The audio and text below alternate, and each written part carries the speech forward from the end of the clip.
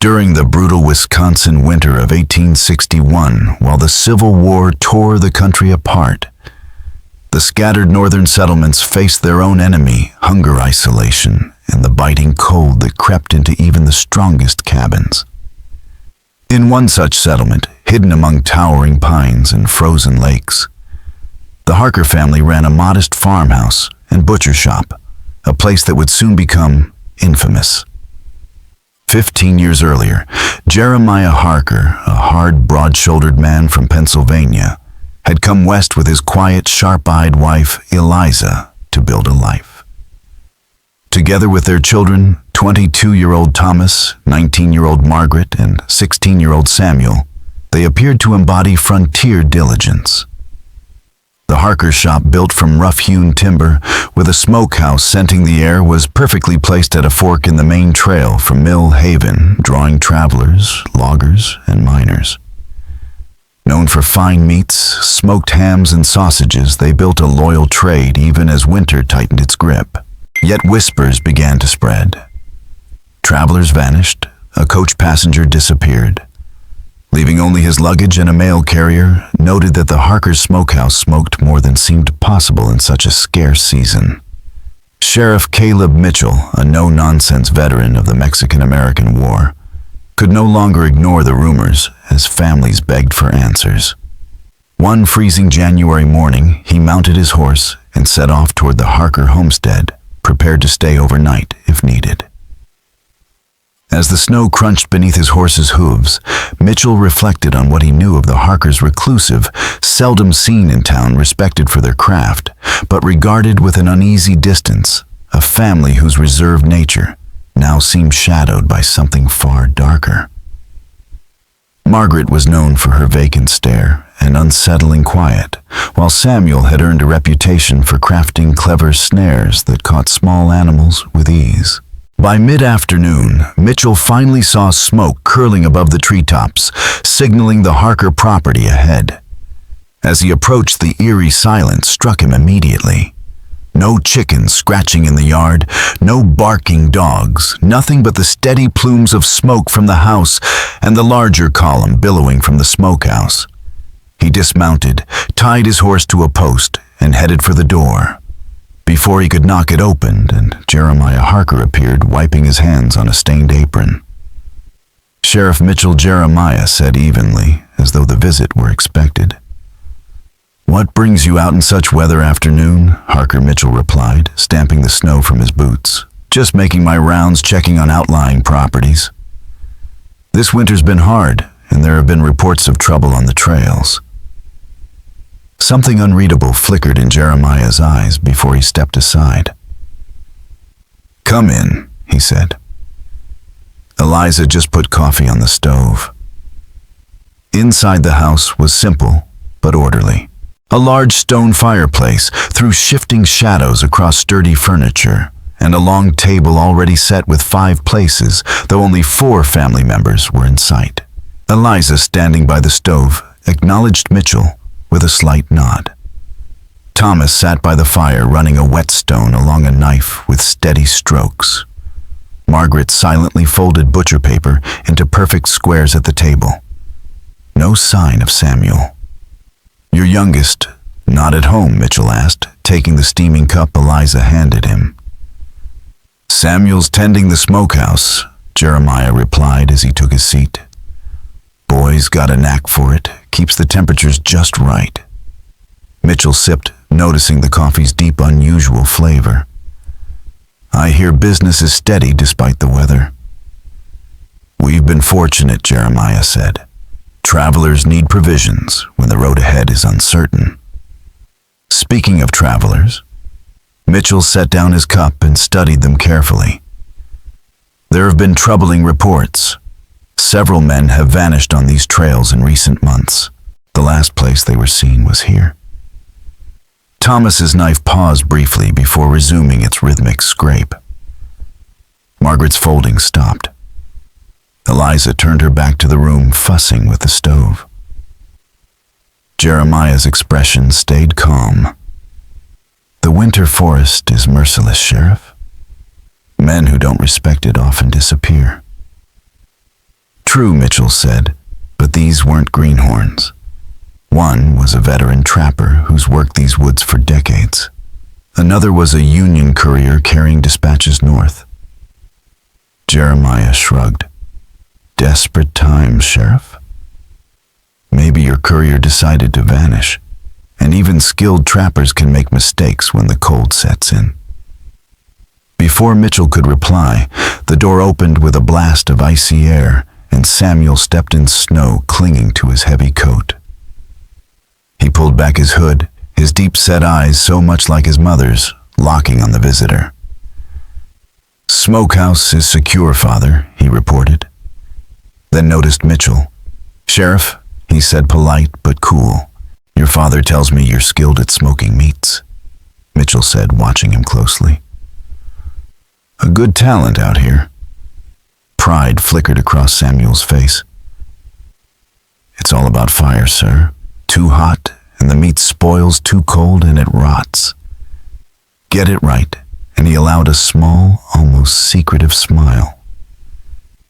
"The transformation is remarkable." Mitchell couldn't help but notice the dark grime under the boy's fingernails. Smoke residue, perhaps, or something else? Before he could ask, Jeremiah stood. "Sheriff, you've had a long ride. You should stay the night and ride back in the morning. We've got a spare room. You're welcome to it." The words were offered as hospitality, but Mitchell could hear the weight behind them. Was it tension, anticipation, or something far darker? Mitchell couldn't be sure, but his instinct screamed that something in the Harker household was amiss. Years of service had taught him to trust that feeling. "That's kind of you," he said evenly. "But I've imposed long enough. I should move on. There's a trapper's cabin a few miles north where I can stay." "Nonsense," Jeremiah said, the edge in his voice sharpening. "It's dropping fast out there. Only a fool would choose a freezing shack over a warm bed, and there's no telling if that cabin's even occupied." Mitchell hesitated. Turning them down could make his suspicion obvious. Accepting put him in their hands, but it would also let him watch them closely. "Very well," he said at last. "I appreciate your hospitality." A quick glance passed between Jeremiah and Thomas, so fast he nearly missed it. Eliza began clearing the table while Margaret silently helped and Samuel slipped into the back of the house.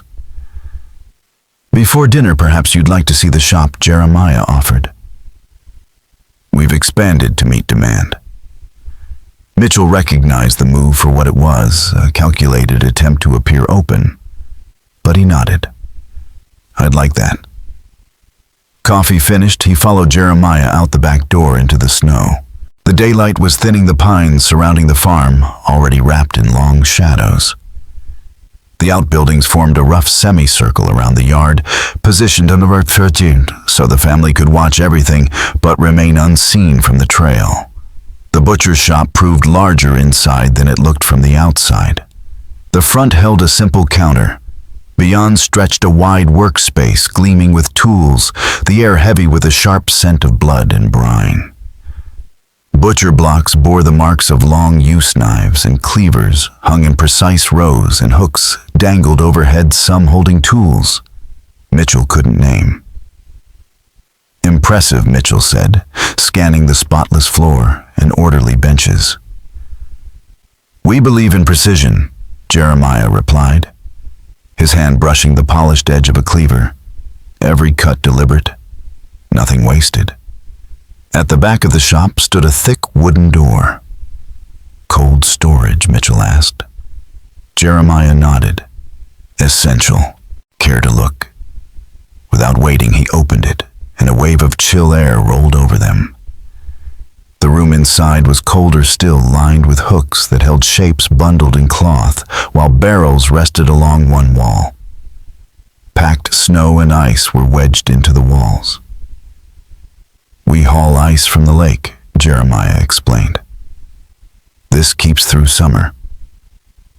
Mitchell moved slowly around the room, his eyes sweeping over the contents. "Quite an inventory for midwinter," he remarked. "Hunting must be good." Jeremiah's expression didn't change. "We plan ahead. Fall slaughter keeps us through winter, and travelers bring game to trade." One bundle caught Mitchell's eye. Unlike the others, its size and shape didn't match the usual pieces of butchered livestock. He stopped beside it. "What's this cut?" he asked casually. For an instant, a flicker of shadow passed over Jeremiah's face. "Special order," he said. "Logging camp up north wanted a whole smoked haunch. Thomas prepared it yesterday," Jeremiah said, just as Thomas appeared in the doorway to announce that dinner was nearly ready. Jeremiah nodded and gestured for Mitchell to leave the cold room, locking the heavy door behind them with a large iron key that he slipped into his pocket.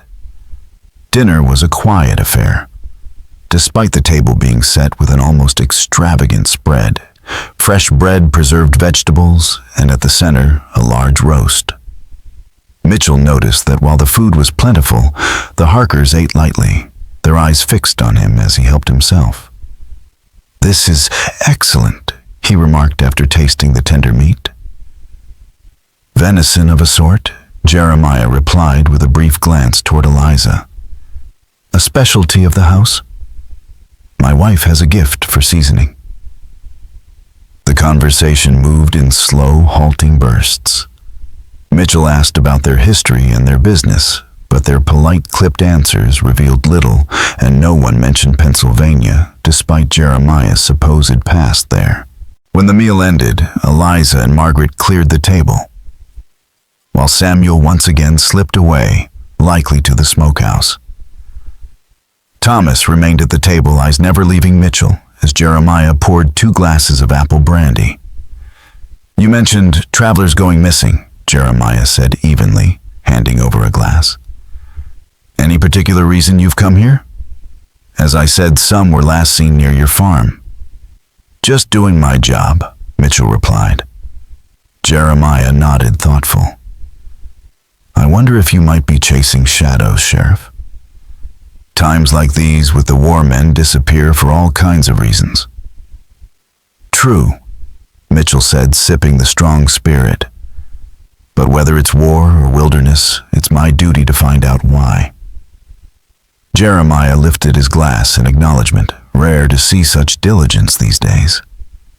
As the evening wore on, Mitchell felt an unfamiliar heaviness seep into his limbs. His mind clouded, his thoughts slowed. It was more than fatigue from the long day. Something was wrong. When Jeremiah suggested he turn in for the night, Mitchell found himself agreeing. The spare room was simple, a narrow bed, a washstand, a chair.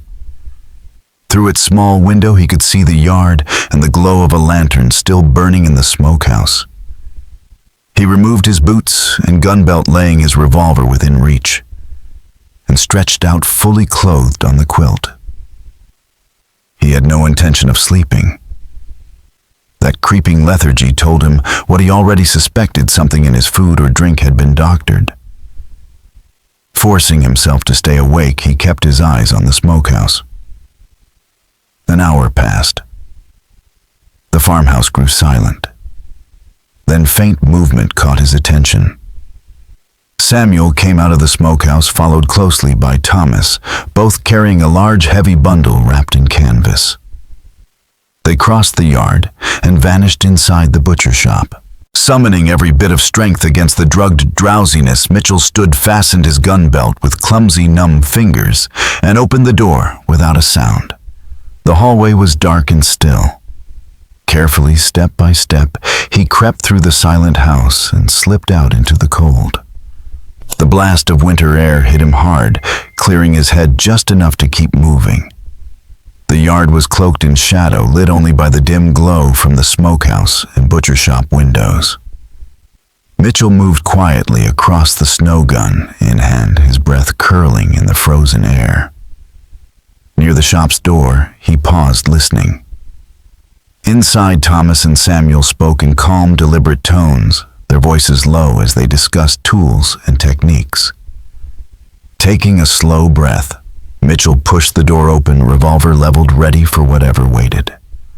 The sight that met him rooted him to the spot. On the butcher block lay the unwrapped bundle, and there was no mistaking it. This time, a human body stripped and half-prepared, as though it were no different from livestock. Thomas stood over it, a cleaver poised in mid-swing, while Samuel had been arranging jars and containers ready to collect every possible part. They both stopped, annoyance, not guilt, flashing across their faces at the intrusion. Sheriff Thomas said flatly, lowering the cleaver but not putting it down, "You should be resting." "What in God's name is this?" Mitchell shouted, though the answer lay before him.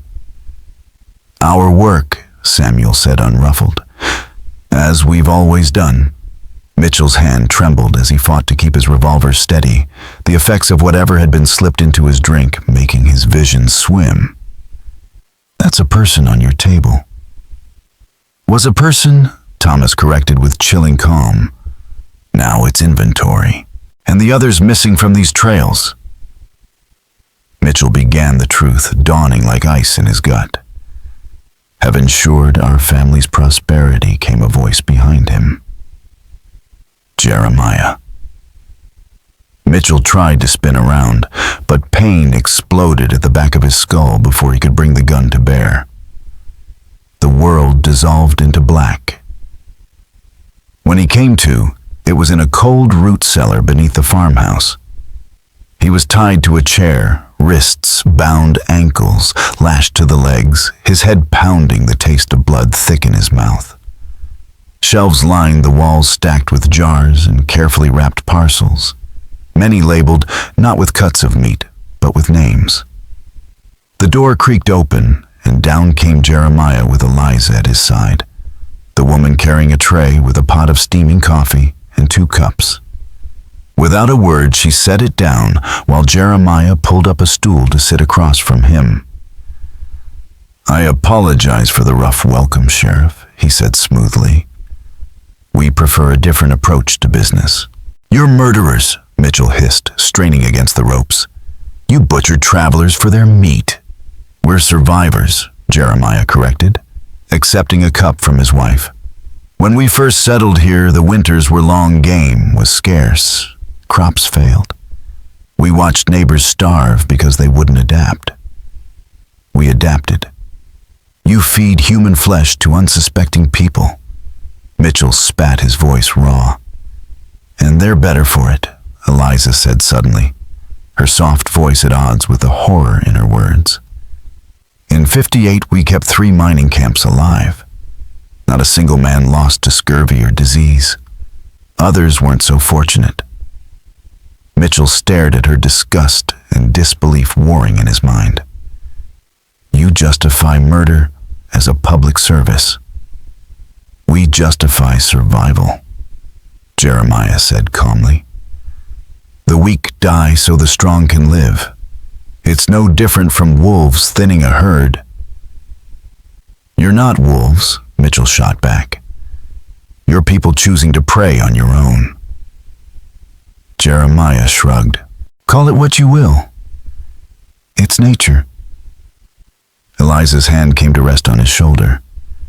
"It's time," she said softly. "Dawn's coming." Fear gripped Mitchell like a vice. "People know I came here. When I don't return, there'll be questions. Which is why you will be seen leaving," Jeremiah said evenly. "Thomas favors you enough to pass at a distance. He'll ride your horse toward town and turn it loose. A tragic accident. The sheriff lost the winter." Mitchell swallowed hard. "And I become part of your stock," he said bitterly. "Waste not, want not." Eliza murmured almost to herself. Jeremiah stood. "Samuel will be down soon. He's very careful about his work. Thinks fear makes the meat better. I doubt it, but I let him experiment." They turned to leave. Jeremiah Mitchell said, his voice hoarse but urgent.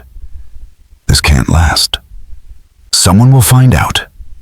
Jeremiah paused at the bottom step and looked back, a trace of pity in his eyes.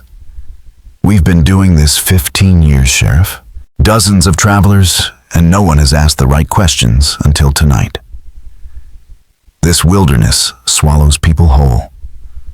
Law is thin, and the frontier has its own rules. And we're far from the only ones who've learned how to make those rules work. With that chilling statement, they left him alone in the lantern-lit cellar. Time crawled. Mitchell strained against the ropes until his wrists bled, his thoughts racing as he searched for any weakness in the knots, knowing Samuel's return was only moments away. Mitchell's mind raced, searching for any way out, as the cellar echoed with muffled footsteps, faint voices, and the clatter of tools above. Each sound made his pulse pound harder, knowing that at any moment someone would descend those steps. At last the door creaked open, and instead of Samuel, it was Margaret. She carried a tray of knives and cold, gleaming instruments, her hands trembling as she sat them down without ever meeting his eyes. "You don't have to do this," Mitchell said softly, seizing the opportunity. "You can help me stop them." Her gaze flicked to his face for a heartbeat before drifting away. "You don't understand. This is all I've ever known. It's murder," he pressed. "You know it's wrong." Margaret hesitated, the edge in her voice faltering. Was it wrong when settlers wiped out native tribes for their land? When loggers destroyed the forests people depended on? The strong consume the weak. My father just doesn't lie about it. But Mitchell saw it, the hesitation, the guilt she couldn't hide. "If that's true, why can't you look at me? Part of you knows this isn't right." Her hand stilled and she stood motionless for a long time, hair hiding her face. When she finally spoke, her voice was a whisper. "I was 9 the first time. It was a peddler who cheated my father. I held the bowl for his blood. Mother said it would get easier. She was wrong." For a moment, Mitchell felt a fragile hope. "You can choose another life. You don't have to be part of this." She shook her head, eyes fixed on the knives. "You don't know Samuel. He'd kill me without a second thought if I defied father." Heavy footsteps above ended the moment. Margaret's mask of composure returned as she arranged the tools, whispering urgently, "Do what he says. It will be quicker." The door opened and Samuel appeared, calling her away to help their mother. As she passed him on the stairs, he squeezed her shoulder in a gesture that was part control, part threat. And she flinched. Samuel closed the door and came down like a predator, eyes bright, movements slow and deliberate. "My sister gets sentimental," he said, picking up a curved blade. "She lacks the discipline for this work." His tone was eager, almost academic, as he inspected the tools. Unlike his father's detached pragmatism or his mother's cold practicality, Samuel's enthusiasm was feverish. "Your father mentioned your theory about fear," Mitchell said, forcing himself to sound steady as he worked at the ropes binding his hands. Samuel's face lit up. "Fear changes the flesh," he explained eagerly. "Those who die terrified taste different, sweeter, tenderer. Father thinks efficiency is everything, but I'm after quality." "How many people have you done this to?" Mitchell asked. "Personally, 7, Samuel said, almost proud. "You'll be my 8th. I expect excellent results." He stepped forward and reached for Mitchell's arm, the knife gleaming in the lantern light. Then a thunderous crash echoed above, followed by shouts and the slam of a door. A gunshot rang out. Samuel froze, head snapping up. "What the devil?" Thomas barreled down the stairs, panic etched on his face. Samuel, a search party, they followed his trail, abandoning his tools. Samuel bolted upstairs. The chaos above intensified, shouts, gunfire, and the splintering of wood. Alone. Mitchell's heart pounded with renewed hope. Then salvation arrived. Margaret burst into the cellar, breathless, a kitchen knife clutched in her shaking hand. "They came for you," she gasped, dropping behind his chair to slash at the ropes. Mitchell's breath clouded in the freezing air of the cold storage room as the full horror of what hung on the hooks finally became clear. Limbs wrapped in cloth torsos, stripped of their humanity, all tagged with neat handwriting, that now that he looked closer, bore names instead of cuts. The silence pressed down like a weight broken only by the faint creak of the butcher shop's floorboards beyond the heavy door. Voices drifted in from the shop, Jeremiah and Eliza, their tones tight with urgency. They were debating supplies, arguing whether to abandon the building through some unknown cave route before nightfall. Steeling himself, Mitchell crept to the door, revolver raised. His pulse thudded loud in his ears as he pushed it open just enough to see into the shop. The room was dim lit only by a single oil lamp swaying slightly, shadows jumping across the walls. Jeremiah stood at the front windows, firing intermittently toward the men outside while Eliza crouched behind a work table stuffing provisions into a sack. Neither had noticed the trapdoor entry. Mitchell slipped silently out using the work tables as cover as he closed the distance between himself and Eliza. The moments stretched thin as wire, one misstep and she would turn. When he was close enough, Mitchell leveled the revolver and barked, "Drop it!" Eliza spun, eyes narrowing in surprise and fury. But before she could reach for a knife, Mitchell fired. The shot struck her in the shoulder, spinning her to the floor with a sharp cry. Jeremiah whirled at the sound, swinging his rifle up, but Mitchell dove behind the butcher's block as the weapon thundered. A shower of wood splinters exploded where his head had been. Rolling to his side, Mitchell came up and fired twice, forcing Jeremiah to retreat behind the counter. Outside, the townsmen, alerted by the gunfire, redoubled their covering shots, shattering the windows and driving the butcher to duck for cover. "You think this ends it?" Jeremiah shouted, his voice rough with fury. "You can kill me, Sheriff, but there are others. Always others." Mitchell moved cautiously around the butcher's block, closing the angle between them. "This ends here," he said low and cold. Jeremiah lunged out from behind the counter, cleaver raised in one hand and rifle in the other. But Mitchell's revolver barked before he could close the distance. The shot struck Jeremiah square in the chest, staggering him backward. Still, the big man came on, roaring like an enraged bull, until a second shot dropped him hard onto the blood-slick floor. For a moment, the only sound was Mitchell's ragged breathing and the drip of blood into sawdust. He kept his revolver trained on the fallen butcher until he was certain the man wasn't getting back up. Outside, the door burst open, and the deputy rushed in with the remaining townsmen. They found Eliza slumped against the wall, clutching her wound, and Jeremiah sprawled lifeless in the center of the shop. "It's over," Mitchell said, hoarsely, lowering his revolver. "Get her restrained. We'll need to burn this place down to the ground when we're done."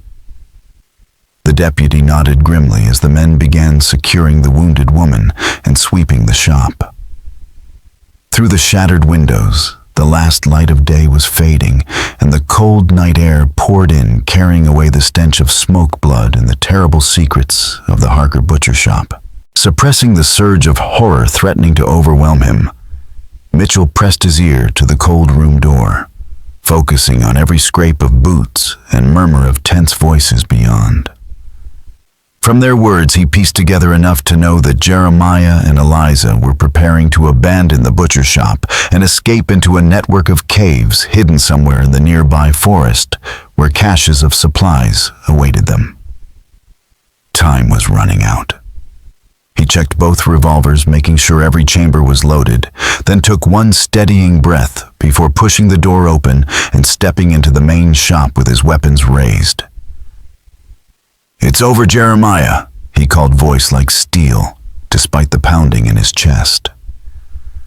Both Harkers spun to face him, Jeremiah gripping a butcher's knife the size of a short sword and Eliza brandishing a small derringer. For a moment none of them moved, frozen in a terrible tableau, surrounded by hooks, sawdust, and blood-stained blocks. Jeremiah's eyes narrowed, surprise melting quickly into calculation. "I admire your persistence," he said slowly, "though it complicates matters unnecessarily." "Drop your weapons," Mitchell barked. "There's a deputy and 3 armed men outside. You have no way out." Eliza's eyes flickered toward her husband, but he kept his voice calm. "Be easy, my dear. The sheriff and I can come to an understanding." "There's no understanding," Mitchell snapped. "You're finished. You're going to answer for every missing soul." Jeremiah's expression hardened. "Justice," he growled. "Do you even know what justice is out here? We did what was necessary. The wilderness eats the weak. We made sure we weren't among them." "You chose murder," Mitchell shot back. "Now drop the knife." For a long moment, Jeremiah seemed to weigh his options, knife still raised. Then, faster than expected from a man his age, he hurled the blade at Mitchell's head. Mitchell's revolver barked at the same instant, the bullet punching into Jeremiah's chest as the sheriff ducked. The knife spun past and sank deep into the wall. Eliza screamed, firing wildly.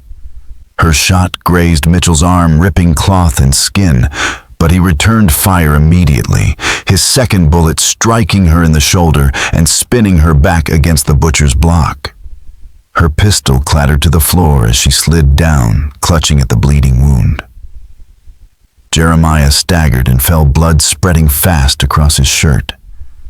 But his eyes stayed locked on Mitchell, burning with hate and something like conviction. "You've destroyed something you don't understand," he gasped. "We were part of something greater." "Save your breath," Mitchell said coldly, keeping his revolver trained. "You'll need it to face justice." A bitter smile crept across Jeremiah's lips. "Justice," he rasped. "We fed the hungry. We survived when others died. And we're not alone. All across this land there are families like ours. You'll never find them all. And one day when the winter comes early and your cupboards are bare, you might understand our way." His chest rose once more, then fell, and he was still. Eliza let out a long, grief-stricken wail, her fury spent as the weight of the moment pressed down. The deputy and the remaining men burst into the shop moments later, eyes widening as they took in the grisly scene. The blood-soaked floor, the hooks overhead, the wounded woman, and the dead butcher at Mitchell's feet. "My God," the deputy whispered. "What kind of devils were these?" "The human kind," Mitchell said, his voice low and grim. "Get Samuel bound and in the wagon. Margaret too, but keep them apart. We'll take them all back to Mill Haven to stand before a judge." "And her?" a man asked, nodding toward Eliza, who sat slumped, her gaze fixed blankly on her husband's body. "Bind the wound and shackle her," Mitchell ordered. "She'll answer for her part in this." As the men began clearing the building, Mitchell found himself drawn back to the cold room, surrounded by the hanging remains. He couldn't shake Jeremiah's last words. Was this horror confined to one family? Or were there others hidden among the vast forests, feeding off the travelers who disappeared without a trace? Emerging into the yard, as the late sun bled across the snow, he saw Samuel, sullen and bound, being loaded into a wagon. Margaret sat apart, blank-faced and silent, watched by one of the townsmen. "What about her?" the deputy asked. "She helped save you. Without her, we'd never have found this place in time." Mitchell Mitchell studied Margaret's vacant eyes, searching for a trace of the girl who had freed him. But all he saw was someone who had lived too long in darkness. "She comes with us," he said at last. "The court can decide how much she's guilty of, and she might know more about others like them." The deputy nodded uneasily. "Sir Jenkins said these people were butchering folks. That true?" Mitchell looked over the Harker property, so ordinary on the outside, its smokehouse and butcher's shop already stained forever in his memory. "It's worse than that," he said finally. "I'll explain when we're back in town. For now, let's get them loaded up and get out of here." And with that, the surviving men of Mill Haven began the grim work of clearing the dead, securing the prisoners, and leaving behind the frozen farmstead that had harbored horrors almost beyond comprehension. Mitchell wanted to be far from the Harker farm before darkness fell. While the wagons were readied, he made one last sweep of the property. In Jeremiah's bedroom, he forced open a locked chest and found ledgers chronicling every detail of the Harkers' gruesome business, dates, notes on victims' methods of processing, and chillingly, the names and locations of apparent trading partners across the territory. He tucked the books into his saddlebag, grimly aware that these records might confirm Jeremiah's final boast that the Harkers were not alone. Outside, the bodies of the fallen townsmen had been wrapped with care and placed in a wagon. Jeremiah's corpse was heaved unceremoniously onto the same load, while Eliza, bound and bandaged, sat in rigid silence next to Samuel in the prisoner's wagon. Margaret, kept well away from her surviving family, stared into the distance, silent and pale. Mounting his horse, Mitchell glanced back one last time at the homestead.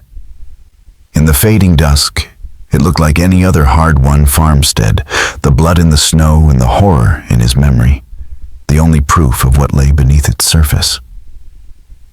The return to Mill Haven was quiet. Every man in the party was lost in his own thoughts, and at the head of the column, the weight of the ledgers pressed on Mitchell like a physical burden. If Jeremiah's words and these records were true, the nightmare that had begun at the Harker place was far from over. Over the following weeks, investigators combed the farmstead. They found evidence of at least 27 victims, spanning 15 years.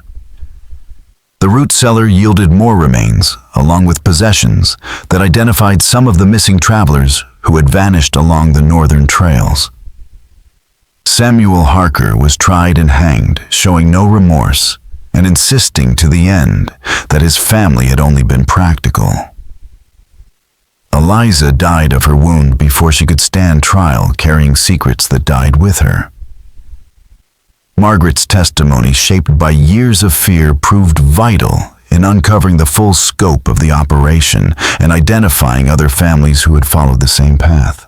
Her youth at the time of her indoctrination and her eventual help led to a sentence of 20 years in prison rather than the gallows. For Sheriff Caleb Mitchell, the case marked the beginning of a relentless pursuit. The ledgers hinted at a network of killers, whole families in isolated cabins, and lone wanderers who had turned to human flesh when times were hard and never stopped, even after food was plentiful again.